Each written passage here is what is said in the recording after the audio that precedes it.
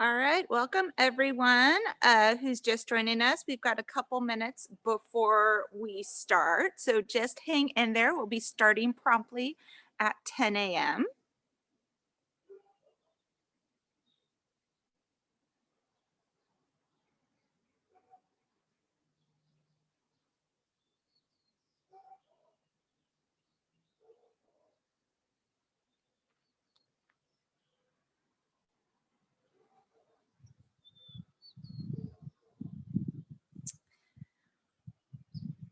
For those of you who are just joining us, till we get started, we will be learning the history of the missions from Mission San Francisco Solano, the 21st and last mission. So I am in our courtyard right now. So I'll just give you guys a little bit of a preview of what we'll be seeing today, where the site will be at, walking around. I am here in Sonoma. Nice. Our weather's clearing up. We're nice and blue. We're about 50 degrees out right now this morning, but we'll be warming up in a little bit here, showing off our big old cactus. Guys, ever seen cactus over 100 years old? This one's well over 120 years old. It's quite old. And then there's a nice California buckeye tree right in the center.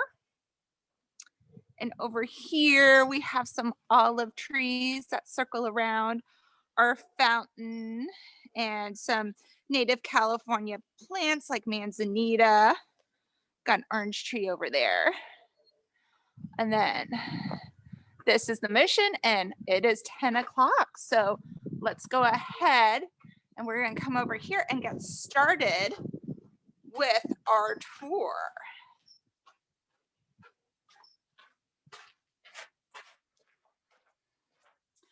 So welcome to all those who are joining today for the history of the Alta California missions. My name's Emily. I'm a guide at Sonoma State Historic Park, and I welcome you to your tour. Today, I am coming to you live from the Mission San Francisco Solano here in Sonoma. If you guys don't know exactly where Sonoma is, we're about an hour north of San Francisco on the north end of the bay.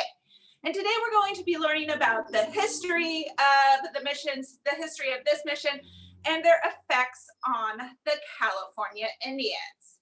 To get started, I would like to acknowledge that the land the Mission San Francisco Solano is on is the ancestral land of the Coast Miwok, the Southern Pomo, and the Wapo. They were the first people here before anyone came to colonize this area. And that is exactly what Spain was doing with the missions. They were colonizing the land, setting up settlements, essentially taking control of the land away from the California Indians and making it their own. And they did this through the mission system. So the idea that the missions were this, that the priests and soldiers would go into an area where they wanted to build. They would round up the local California Indians to become their laborers. They would teach them trades and customs they wanted them to know. In about 10 years, these sites were to become self-sustaining, meaning they're producing almost everything they need to survive. At that point in time, they could then open up into a pueblo or town. The California Indians who worked there would then become citizens of Spain. The idea behind this was that should another country like France, England, or Russia try to invade, they would then have enough people there to protect that site. However, it doesn't quite happen this way. But we do know what's going on in the mission system if we look at how they are built. So let me bring this a little closer to share with you. So right behind me here, I have a map of the 21 missions. Now, the first mission established in Alta California is way down south in San Diego. That's Mission San Diego de Acala. Spain doesn't just slowly start working its way north, building these sites. No. For the second mission that was established is over 400 miles north in present-day Carmel, and that's Mission San Carlos Borromeo. So what we see happening in the mission system is actually Spain is zigzagging up and down along the coastal region, setting up these sites of settlements, setting them up for protection.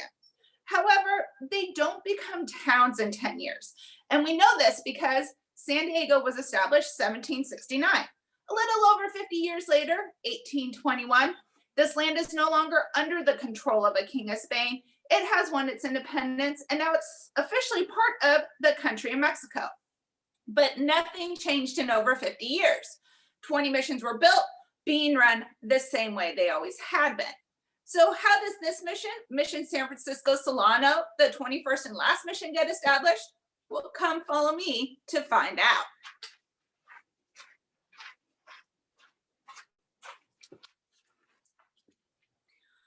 Mission San Francisco Solano was established by the priest Father Altamira. And Father Altamira was a priest working at Mission San Francisco Diocese, more commonly known as Mission Dolores in San Francisco. And he wasn't too happy with that mission. He saw a lot of problems happening at Mission Dolores. First off, San Francisco was not an ideal location to be raising the animals of a mission. Animals raised at a mission are cattle, horses, sheep, goats, donkeys, chickens, pigs, what we consider a lot of farm animals today. And mostly these are grazing animals. So you have to have land with good grass for them to eat at. Not the best choice, San Francisco, for that. Also, San Francisco with its climate would not have been a great choice for growing the crops or food of a mission. A common food being grown at Mission are things like wheat, corn, barley, lots of beans, pinto beans, garbanzo beans, lentils. And of course, Spain brought a lot of new plants to the Americas. Things like the citrus trees, oranges and lemons, pomegranates, quince, olives, and grapes. So a lot of food production is going on at a mission. But if your climate isn't great for all that food, it's not going to produce well. And also the Ohlone, the indigenous people of the area, were being kept in San Francisco year round. Not traditional for them. That was a seasonal location. So they weren't doing health-wise well either. So Father Altamira had an idea. He actually wanted to close down Mission San Francisco Diocese as well as Mission San Rafael and just open a huge new mega San Francisco mission in the North Bay region. Well, he didn't quite do the proper channels to get this mission established. He went to the government versus the church. And when the church found out about this, they weren't happy. They weren't interested in really closing or opening any new missions. So between the government and the church, by the summer of 1823, they came to an agreement. No missions would be closed, but a new mission could be established. Mission San Francisco Solano. Now, if we look at how Mission San Francisco Solano is built, we get an idea of how a lot of missions are built, because most are built on what we call a quadrangle. So it's a four-sided structure with an open courtyard. Now, in the case of this mission, we know they started out first with the wooden-built church. Churches are an important part of the history of the missions, but we'll discuss that more towards the end of the tour. The building in the front, that's the priest quarters. That would have been the second building to go up. Then they start to build necessary work and storage rooms. In the back, they do have what's known as a monjerio, or a women's dormitory. A women's dormitory was only at this mission, and that was established for women normally around age 9 and up who were single to live at until they were married. And then on the east side, they finished off lastly with the much larger church. There are also two cemeteries associated with this mission. One started out on the west side and then a second on the east side. So as you can see, each adjacent to the churches. So those are the buildings. But where exactly are the people living? Well, if you're the priest, you live in the priest quarters. So Father Altamira was here for about 3 years. He then left, and over this mission's history, there would be 3 additional priests as its leaders. Missions also had soldiers at them. About 12 soldiers and their families would have been at a mission, and they lived outside the main compound walls in their own adobe brick homes. Now, for the California Indian laborers who were at this mission, like the Coast Miwoks, Southern Pomo, who numbered anywhere from 600 to 1,000 people, for the most part, they also lived outside the mission compound in their own traditional homes. So that's the building and the people. But missions are actually so much more than this, because it's also all the land to support the agriculture that goes with it. So I mentioned they were raising farm animals. Well, this mission went about 60 miles east to west. We know 18 miles west of here, in present day Santa Rosa, was located one cattle ranch. About 40 miles east of here in the area of Fairfield, Vacaville, would have been a second cattle ranch. And then they also need all that land to help support the food growing. We know the mission went about 30 miles north to south. So when you're thinking of missions today, just remember that what we're seeing today of the buildings and we're learning of the people is just one part of the history. It's also all that agriculture that goes with it that has to be remembered about them taking over all the land. Now let's go ahead and learn a little bit about the work at a mission. So when we're talking about work, I'm talking about work, I just want to remind you guys, when I use the terms people, laborers, workers, I am referring to the California Indians who worked here. Now, cooking was an important job. People had to eat. So over here is a cook stove area. They didn't have gas or electric stoves back then. They were using wood fire for their heating source. So they mostly were cooking outdoors. And if you're a woman at this time and you're cooking in front of a wood fire, guess what was a possibility that could happen? If women are wearing skirts, cooking in front of wood fires, they had to be careful with their skirts because embers from that fire could blow back onto them and they could catch on fire. So cooking could be a dangerous job at the mission. And over here, we have an horno or a wood fire oven. Now, that may look like a pizza oven to some of you, but pizza was not one of the foods being served at a mission. There are 3 meals, though, being served at a mission. The day would start with breakfast. Breakfast served typically was a tole. A tole is like a cream of wheat. So the people would line up, get their breakfast. On a typical day after breakfast, it's time to go to work. Partway through the day, midday, it's time to come in for dinner. They weren't calling it lunch back then, to have the midday meal. Now, dinner normally was pozole. Today, we know pozole is a wonderful Mexican soup. In the mission era, it's more of a bean soup, like corn, beans, and lentils, and perhaps they made some bread in that horno to go with it. After dinner, people would then go back to work. And at the end of the day, when work is done, they come in and get supper, not dinner. And supper, once again, most likely was a tole. So 3 meals are served a day at a mission. But there's some problems with these meals. First off, these meals aren't high in calories. So imagine someone's a field worker. They're plowing the fields, they're tending to the crops. They're exerting a lot of energy and calories. If people don't get that same amount of calories back through the food they're eating, they could be suffering from starvation. Also, the missions introduced new food groups into the California Indian diet. Things like cow's milk and the European wheat. Not having these foods before, some people's bodies really couldn't digest them very well, and they would get sick off the foods they were being served. Now, besides cooking at a mission, they were raising sheep, and they're raising sheep because sheep have wool. So the shepherds raise the sheep, and come springtime, April's a great time for this, it's time to shear or cut that wool off.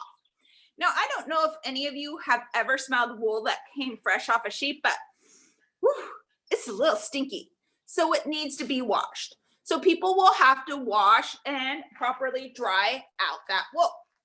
Then that wool goes to the carters or people who will brush it out. I mean, it's simply just putting it and brushing it. And this is then getting it ready so it can be spun.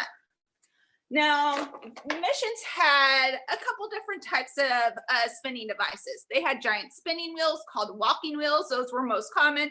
They might have had these, a drop spindle. so they could take that yarn and make it into, or that wool, and make it into a usable piece of yarn. That yarn then goes to people who work the looms, who are going to make things like sweaters or blankets.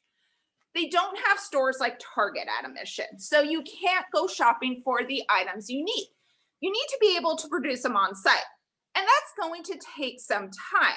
You don't just get it in a day or two. And that's the whole idea of the missions, the sustainability of producing things on site.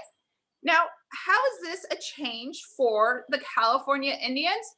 Well, think about what they might have been wearing prior to the missions being here. Perhaps people wore clothing made out of deer or elk hide. Maybe you've seen pictures of people in a grass skirt.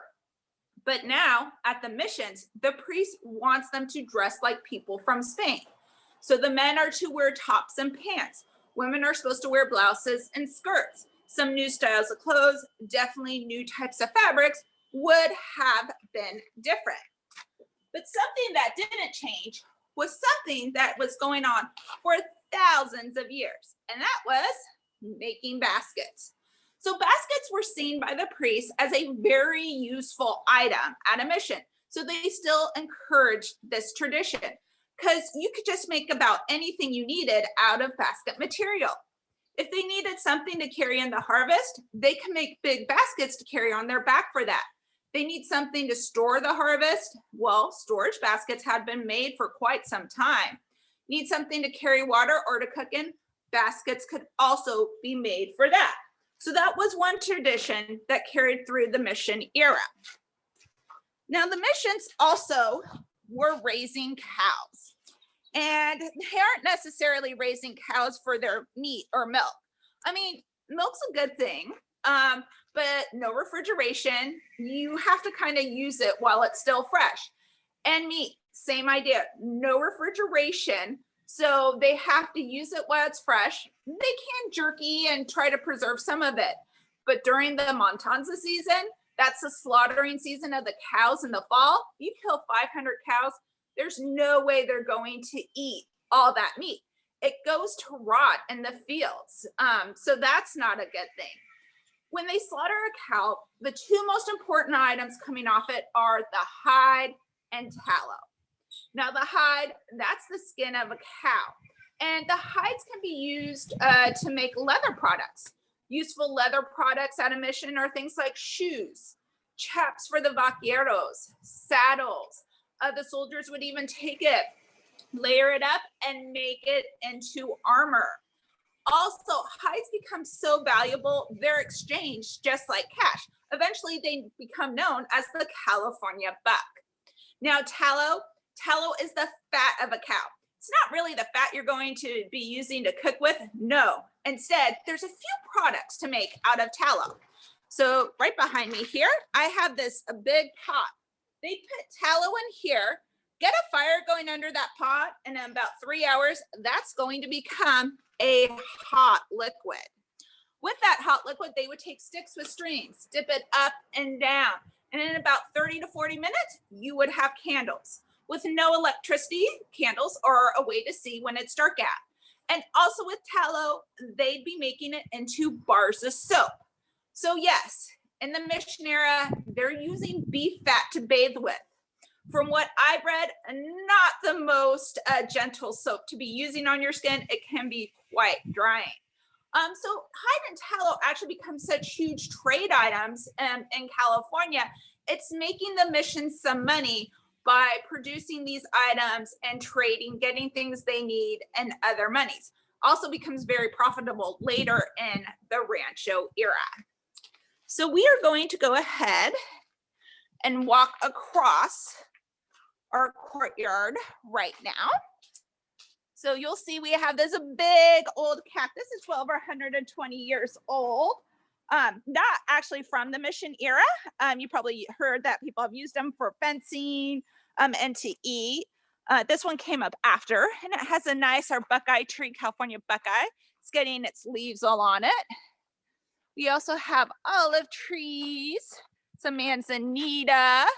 That circles around our fountain. Now, in our courtyard here, there would have been some sort of water collection device like a well or a cistern.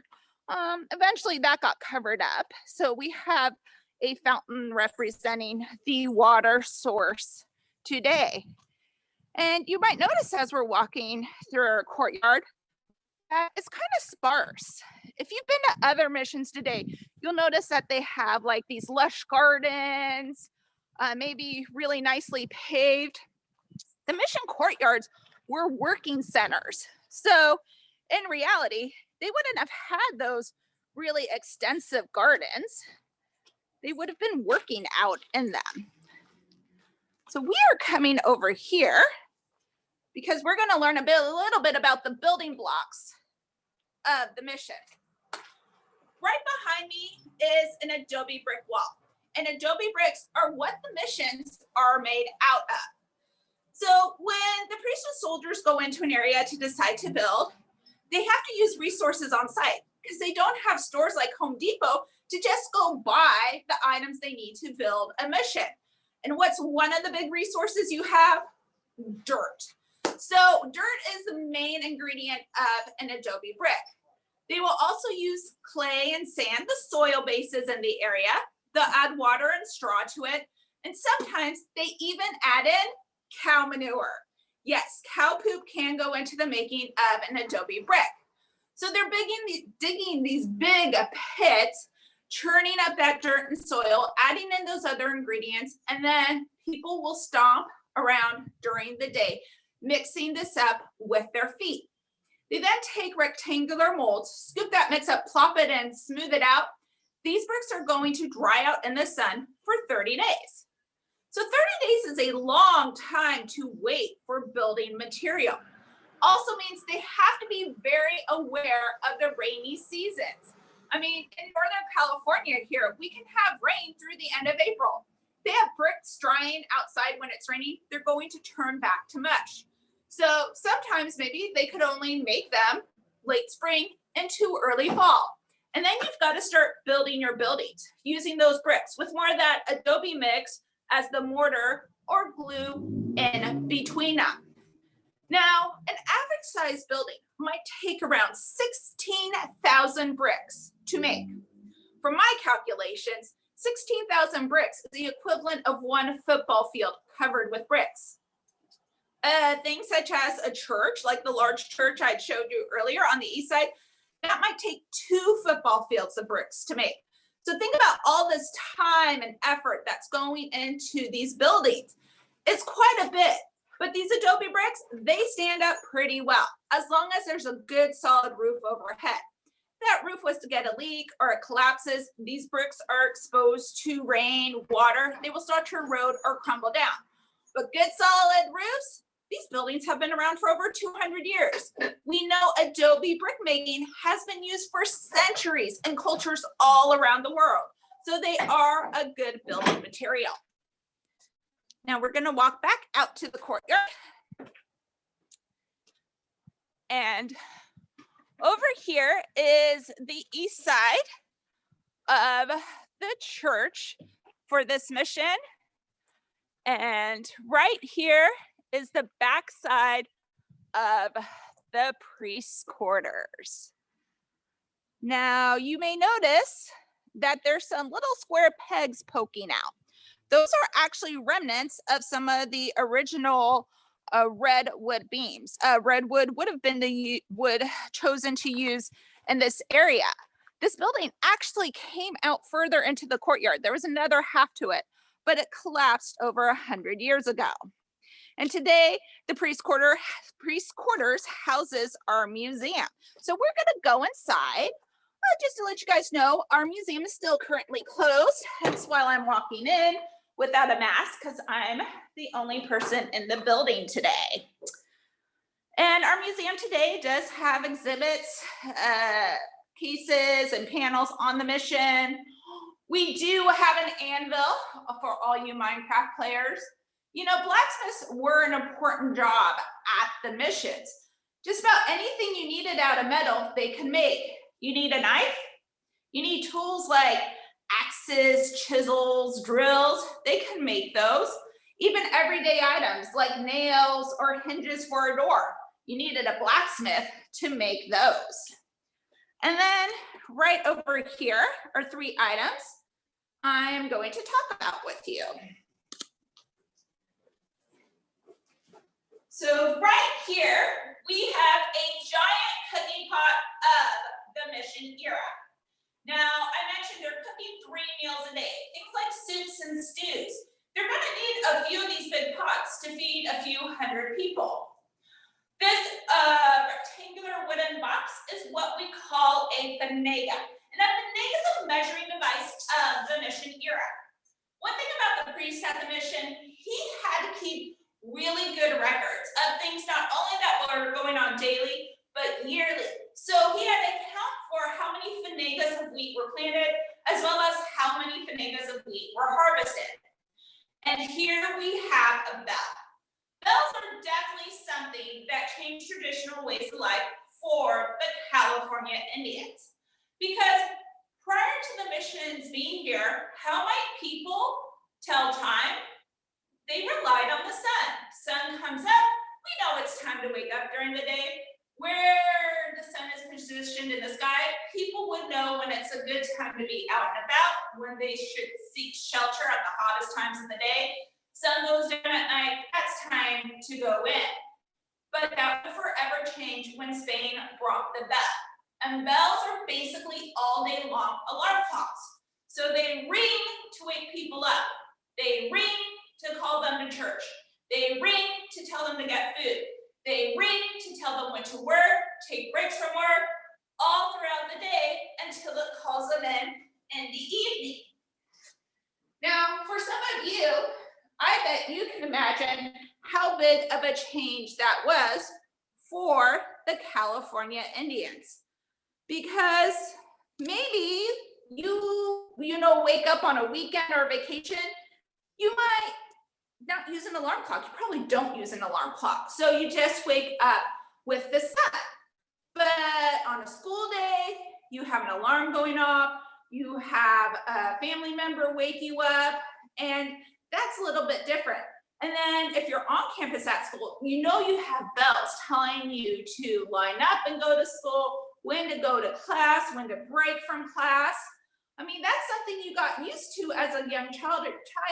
So for the California Indians, having that bell all day long would have been a change in their daily routine. Now we're gonna walk through the museum.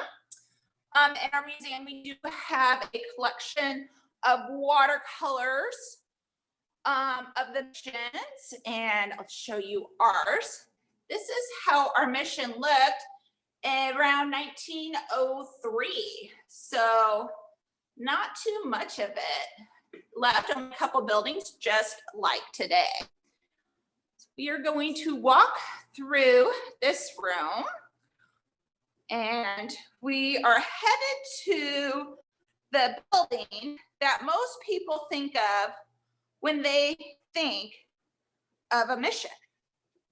So we just have to walk through this second doorway. And that building is the church. So raise your blue virtual hand if you have been to one of the 21 California missions before. I bet a few of you have. Definitely getting responses to that. Raise that blue virtual hand if by chance you have been to this mission San Francisco Solano. A few of you have been here before. Great. This is normally the room most people recognize if they weren't sure they've been here. Maybe for some of you, this is the first time seeing the inside of a church. So imagine for the California Indians, how different this room must have been to them. Maybe it seemed a little strange. Maybe they were a little bit in awe of what was going on. We don't exactly know. But we do know that it was the Catholic Church that changed traditional ways of life for the California Indians. Because prior to the missions being in California, one might say they were practicing a spirituality or religion based on nature. We know they gave thanks to a deer when they killed it for its meat. We know that they would have hoped and prayed for like good harvests of the acorns and the berries and other food in the area. We know they had their own creators. But when the missions came, the priest wanted them to convert or transition into his religion, Christianity. And that meant praying to people. That's a very different concept. So how are people actually adjusting to this new way of life? Well, it wasn't an easy adjustment. But when we look closely at the churches of the mission, we actually see that there's some influences of the California Indians being combined with the church. Because who's really building these buildings? Is it the priest? No. I mean, he's directing what he wants, but he's not really building it. Is it the soldiers? I mean, they're the ones making sure the work gets done. They might assist in some aspects, but they aren't doing it. It's the California Indians who not only build these buildings, but they're also the ones who are decorating the interiors. So we start to see their influences coming through. So let's look a little bit closer up here at the altar area. Now, up here, you'll see a statue in red. That's our statue of Mary. In green is the statue of Joseph. You'll see the altar table up here. There's the crucifix or cross. And then above that's the painting of the saint of this mission, San Francisco Solano. So that's all stuff the priest would have wanted in here because it's important to him and his religion. But it's when we look beyond that and we look closer at the walls, we start to see different things coming through. So behind the statues, you might notice that there's leaves and vines coming out from behind them. That's not something you see in a typical modern day church today. You might notice there's a lot of patterns on the walls. And then the colors. The colors are what we call earthen tone colors. So we know that the dyes and pigments for the paint are coming from nature. Things like plants, minerals. And then we look up at the ceiling. You'll notice it's this salmon-y pink color. There's design patterns going across the beams. Those are based off of basket weaving designs. There's this bluish gray circle up above. Now that's what we call the eye of heaven. But whose heaven really depends on who's up here. If the priest is up here, we know the priest is Catholic, he has this God. He feels a connection to that God standing under the heaven. But what if someone was Pomo up there? Our local Pomo creator is Coyote. Maybe they feel a connection to Coyote standing under there. So there is a little bit of crossover of traditional ways of life with the new. And there is one other thing I'd like to point out to you in here. And it's a pattern, a design that goes around the entirety of the room.